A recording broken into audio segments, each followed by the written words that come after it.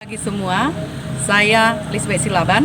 Saya mengajar di SMA Negeri 1 Sidigalang, mahasiswa Daljab Unimed kategori 1 angkatan 2 tahun 2023.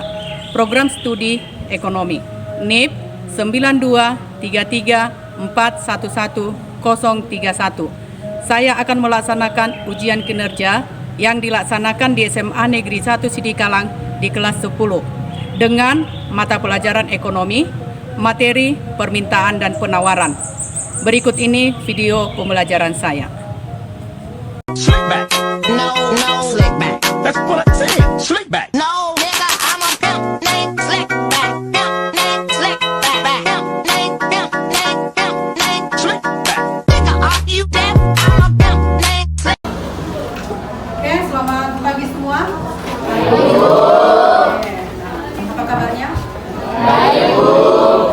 Nah, sebelum kita mulai pelajaran, ya, kita kan baru istirahat dan masih lelah.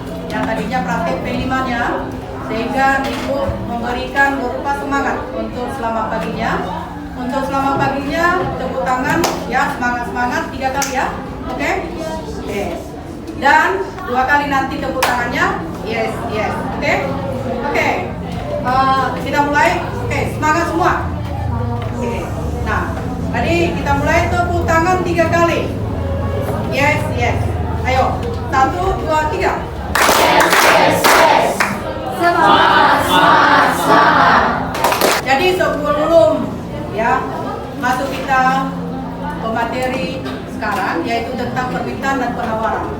Terlebih dahulu kita berdoa, dipimpin oleh wakil ketua, silakan. Oke. Masih kita berbicara tentang apa yang kita berdoa. Amin.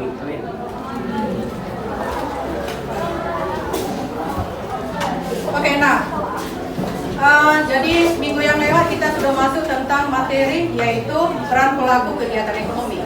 Yaitu berapa peran kegiatan ekonomi? Ada 4. Yaitu apa?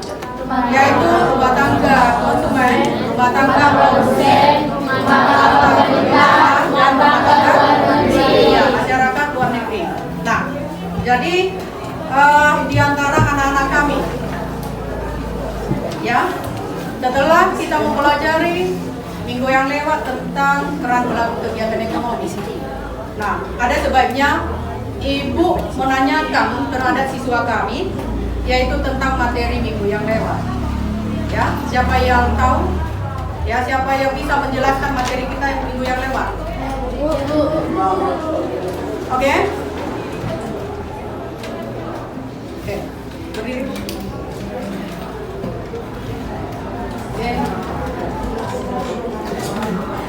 Pemerintah sebagai pelaku utama dalam melindungi atau menegakkan hak asasi semua warga negara.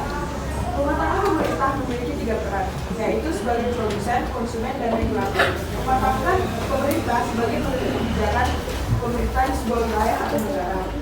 Terdapat 4 fungsi pemerintah, yakni sebagai pelayan, pengatur, pembangunan, dan pemberdayaan. Oke, nah jadi dari peranan itu siswa kami sudah tahu tentang peran pemerintah ini apa saja, ya. Nah, jadi ada di sana peran, yaitu peran pelaku kegiatan ekonomi, yaitu dilihat dari peran dari masyarakat luar negeri, ya kan? Kemarin ada di sana, yaitu kita buat dalam skema dari atau diagramnya yang kita diskusikan kemarin, yaitu tentang peran pelaku kegiatan ekonomi dilihat dari yang keempat. Nah, sekarang yaitu peran kegiatan ekonomi dilihat dari yaitu peran masyarakat luar negeri itu apa saja. Oke, siapa yang tahu? Oke, Iria. Peran rumah tangga luar negeri lain pelaku ekonomi yang berasal dari negara lain yang melakukan kegiatan ekonomi dengan pelaku ekonomi dalam negeri.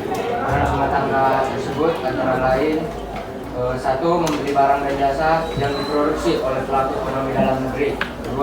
Menyediakan barang dan jasa yang tidak dapat diproduksi oleh pelaku ekonomi dalam negeri. Yang ketiga, menyediakan modal, teknologi, sumber daya alam, dan tenaga kerja yang dibutuhkan oleh pelaku ekonomi dalam negeri. Yang keempat, mempengaruhi kurs mata uang, neraca pembayaran, tingkat bunga, inflasi, dan pertumbuhan ekonomi dalam negara lain melalui perdagangan internasional. Oke, nah jadi kalau di sana sudah ada dalam bentuk masyarakat luar negeri, ada negara lain yang dimana di sana yaitu dalam bentuk kerjasamanya ada bidang ekspor import, berarti itu sudah dikatakan adanya kerjasama atau peran masyarakat luar negeri itu terhadap apa? Kegiatan ekonomi. Nah, jadi terima kasih atas ya anak didik kami yang sudah memahami tentang yaitu materi minggu yang lewat. Oke, nah jadi pada hari ini ya kita mulai yaitu materi baru, yaitu tentang permintaan dan penawaran. Sudah? Nah, jadi permintaan dan penawaran. Kalau ini adalah tidak bahasa yang ya artinya dikatakan tidak bahasa lama, atau dikatakan di sana itu adalah sering kamu dengarkan, yaitu pembelian yang ada di mana, yaitu di pasar, ya kan? Nah, ada di mana, yaitu di toko. Nah, jadi kalau dikatakan di sana pembeli, ya berarti ada hubungannya terhadap barang dan jasa, ya. Nah, jadi untuk memulai dari materi kita, Ibu akan kasih dulu berupa tanggapan kamu atau apa sebenarnya di dalam pemikiran kamu itu tentang pembelian. Siapa tahu? Siapa tahu tentang pembelian? Ya? Oke? Ada yang tahu? Oke. Nah, jadi di sana sebelum Ibu ini kan bahwa bahasa pembeli, arti pembeli, ya pembeli di sana. Oke. Nah, jadi di sana disebutlah dia sebagai dikatakan ya permintaan, ya. Nah, jadi karena Ibu katakan tadi pembeli di sana, berarti kamu tidak Nah, siapa yang tahu tentang arti permintaan? Siapa yang tahu arti permintaan? Oke? Ya? Apa arti permintaan? Oke. Permintaan adalah suatu proses dalam meminta sesuatu sebelum barang yang dibeli atau diminta pada seorang orang. Iya, permintaan, ya. Sesuatu barang yang diminta dalam waktu dan periode tertentu pada harga yang tertentu. Ya? Nah, jadi kalau kamu melakukan sebuah pembelian berarti kamu minta, ya kan?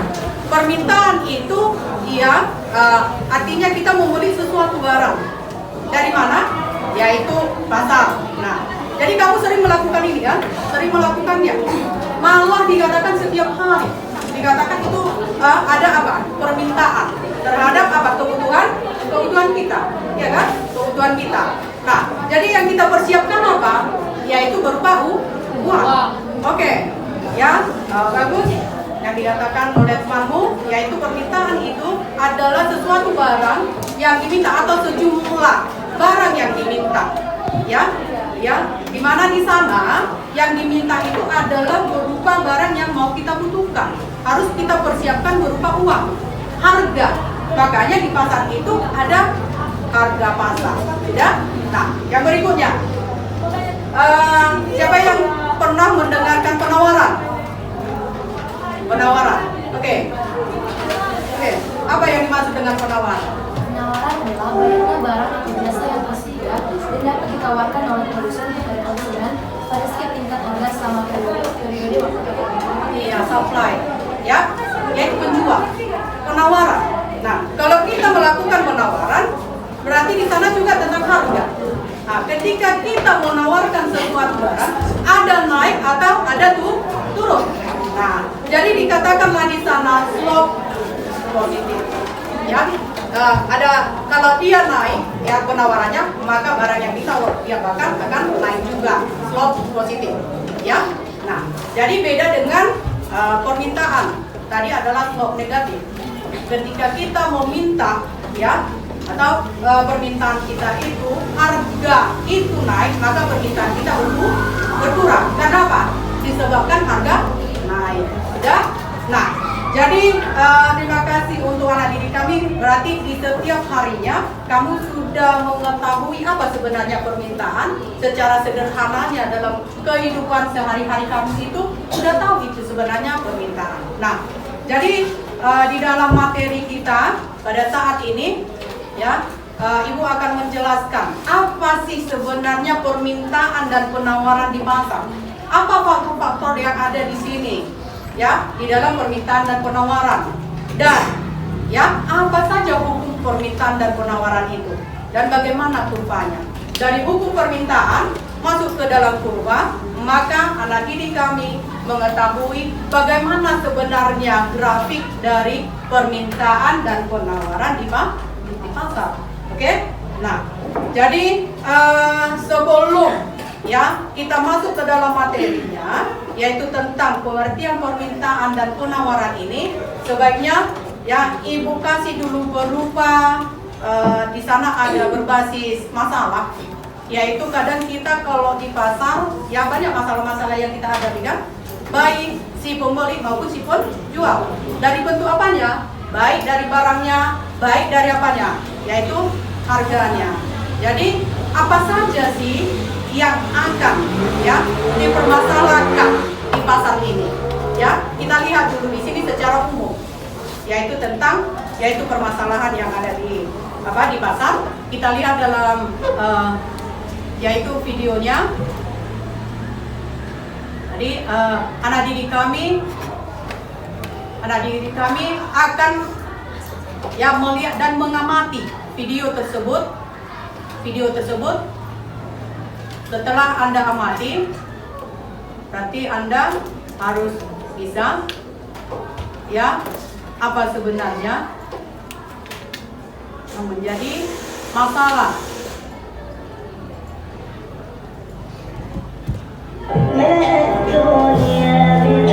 Jualan membuat pedagang menutup sejumlah kiosnya. Tolong diamati. Kondisi ini bahkan sempat diviralkan sejumlah pedagang di Tanah Abang.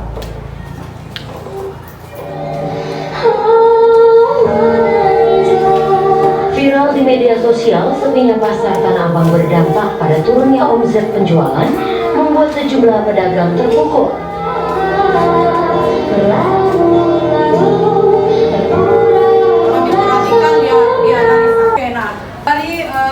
Permasalahan yang ada di pasar, Anda sudah tahu bagaimana perbedaan antara pasar online dengan pasar tradisional, ya. Nah, jadi sekarang yang booming itu adalah online. Nah, jadi ada siswa kami yang bertanya tentang masalah yang ada di sini. Yang mau? Oke.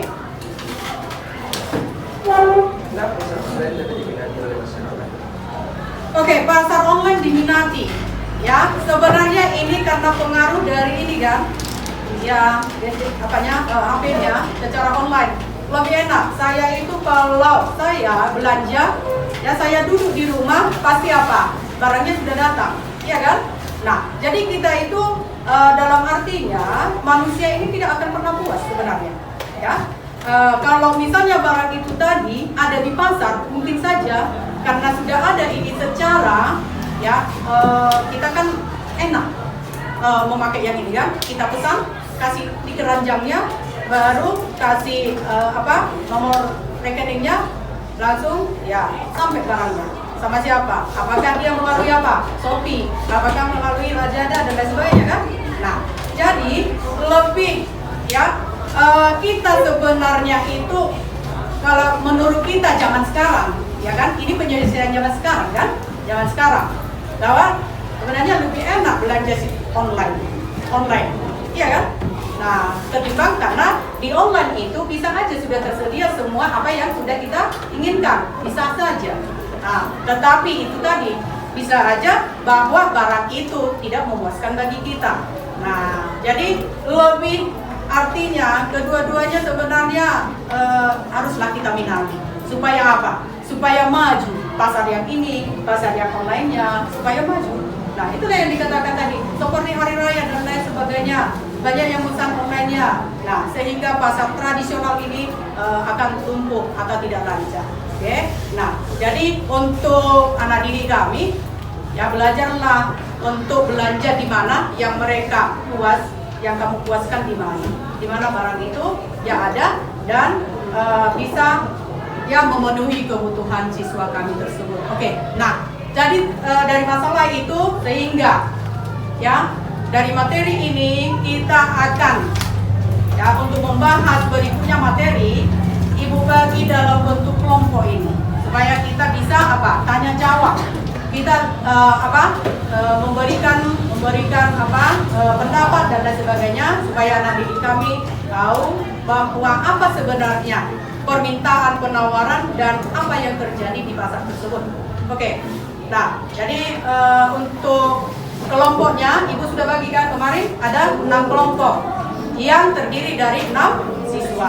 Oke, silakan dibagi kelompoknya ya sesuai dengan kelompok yang sudah Ibu tentukan. Silakan. Silakan kelompok 1,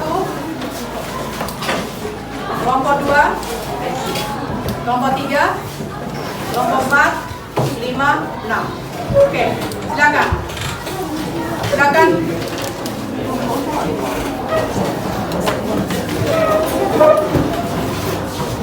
Kelompok 3, kelompok 2, kelompok. Oke. Nah, tolong diperhatikan dulu apa yang menjadi materi yang mau didiskusikan di dalam kelompok, yaitu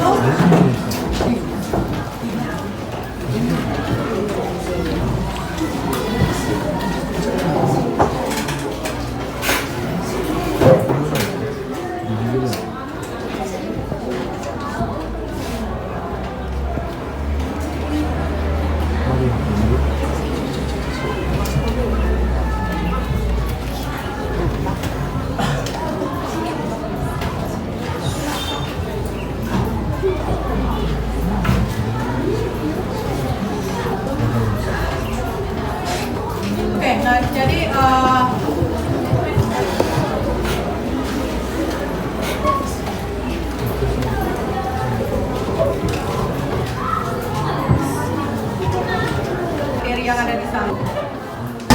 Bagikan tadi 6 kelompok, ya, kelompok 1, 2, 3, 4, 5, 6. Oke. Nah, NKPD yang sudah Ibu bagikan, di sana ada link yang sudah Ibu bagikan yaitu tentang masalah, basis masalah yang mau kita yaitu amati. Apa yang menjadi masalah yaitu di dalam NKPD yang sudah Ibu bagikan, ya, tolong diamati dan dijawab dengan baik, diskusikan dengan temannya. Oke. Nah, jadi tolong diamati video tersebut.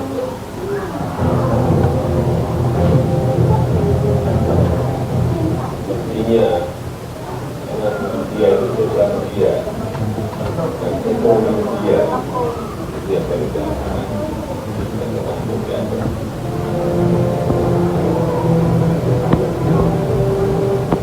terus digitalisasi UMKM dalam negeri nampak ditinggalkan kembali. Apalagi tanpa aturan yang jelas, aplikasi sosial media ini mulai menjajakan dagangan dengan membagi hutang. Algoritma jadi senjata.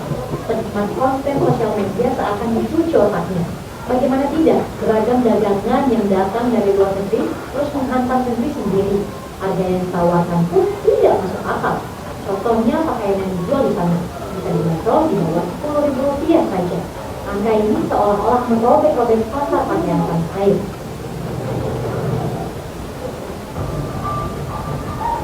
Tanah Abang contohnya, nasi mulia. Langsung pembeli 5.000 pelanggan lari. Wajah pasar Tanah Abang seakan babak belur diserang algoritma. Para pembeli tak lagi terhipnotis dengan magnet menggandeng pasar yang sudah merajai Asia Tenggara. Jadi Tanah Abang sebagai pasar terbesar se-Asia Tenggara hanya tinggal nama.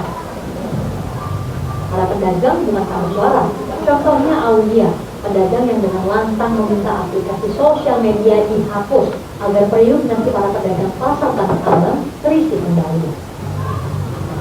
Kalau online kita ini baru mulai ya, belum ada yang minat. Kalau untuk yang masih lebih baik ya aja ya, supaya kita makin rame lagi untuk kenalan. Jual apa yang untuk lagi? Ya toko kak. Masih ada yang beli nggak kak? Jarang atau di offline.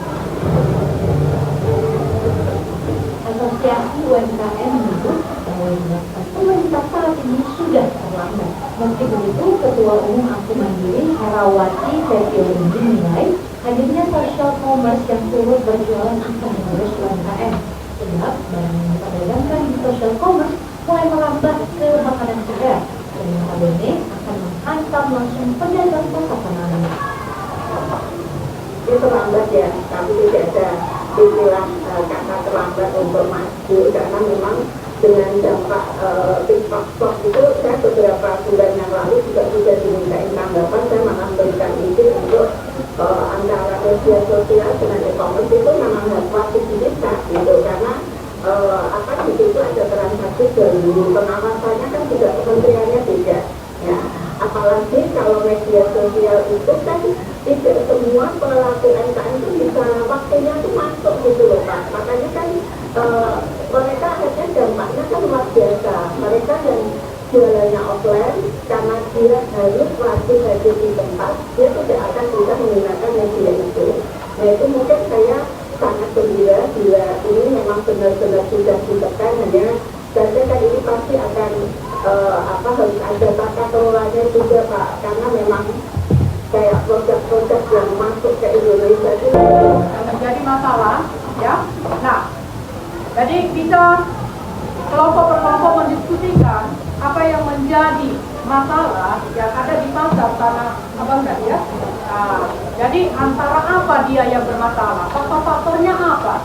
Oke, silakan diskusikan. Didiskusikan.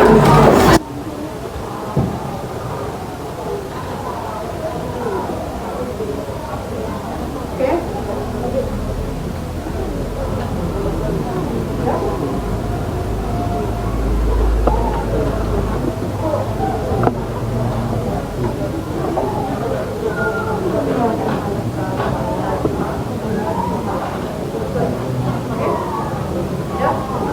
Nah, perbedaan kan yang buat kan kalau sudah tahu tadi hasil permintaan kenapa, jadi bedakan pasti ya. Oke, nah oke ya, itu bisa tuliskan ini berbeda apa oke, sudah bisa. Nah, jadi di sana dengan analisisnya aja. Satu-satunya bisa juga ini. Oke, ya, ya.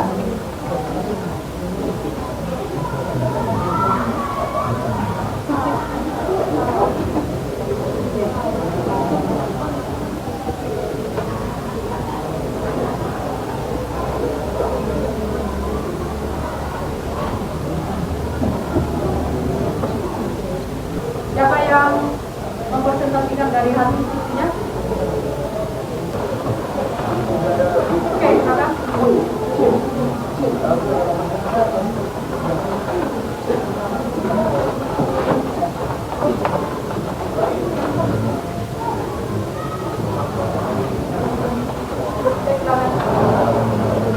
Oke, untuk kelompok berikutnya tolong diperhatikan, yaitu presentasi kelompok 4. Silakan. Ayo.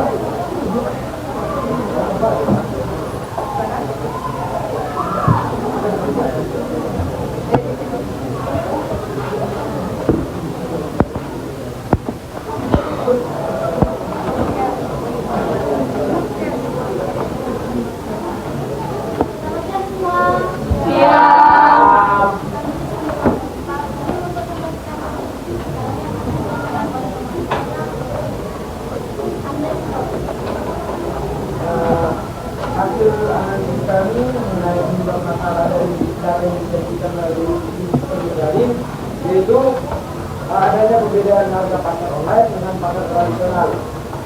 Bedanya itu lebih murah katanya di pasar online daripada pasar tradisional, sehingga kebanyakan orang berbelanja di pasar online.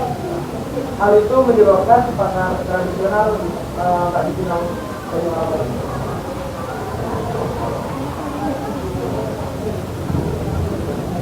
Oke. Dan tolong contohnya.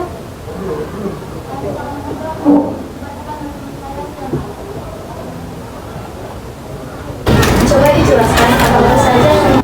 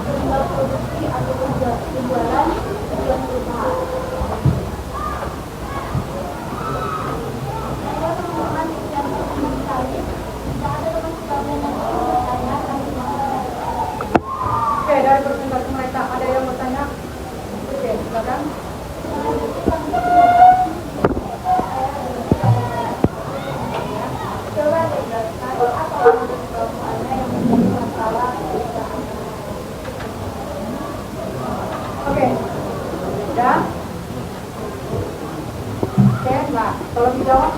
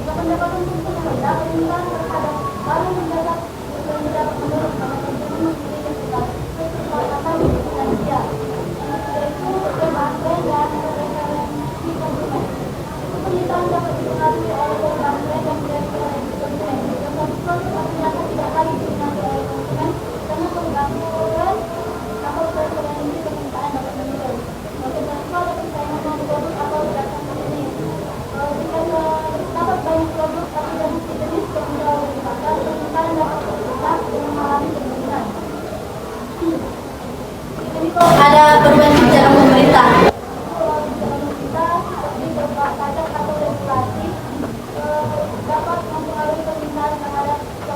Atau jasa. Oke, nah jadi di sana sudah dijawab kelompok 4 tentang yaitu pertanyaan dari kelompok 1. Nah, jadi ada lagi yang mau bertanya dari kelompok lain? Oke, Ana?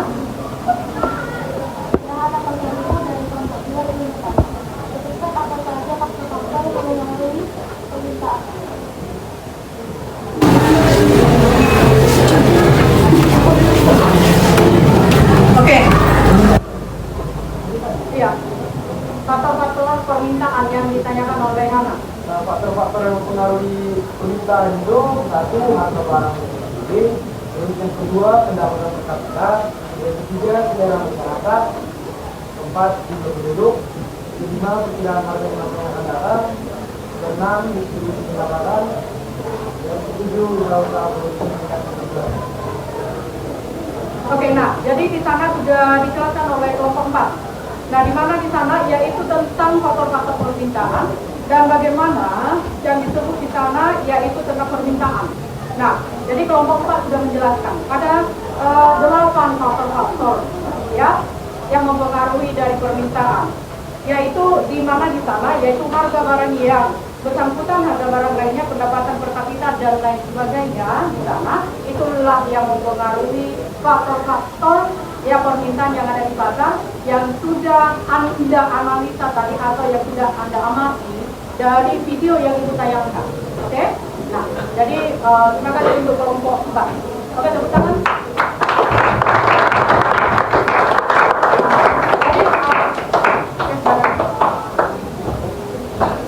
Oke, nah. Ada lagi yang mau, yaitu selamat siang. Yaitu kita berdoa sebelum ya kita istirahat. Silakan dipimpin oleh kedua. Dipimpin oleh kedua.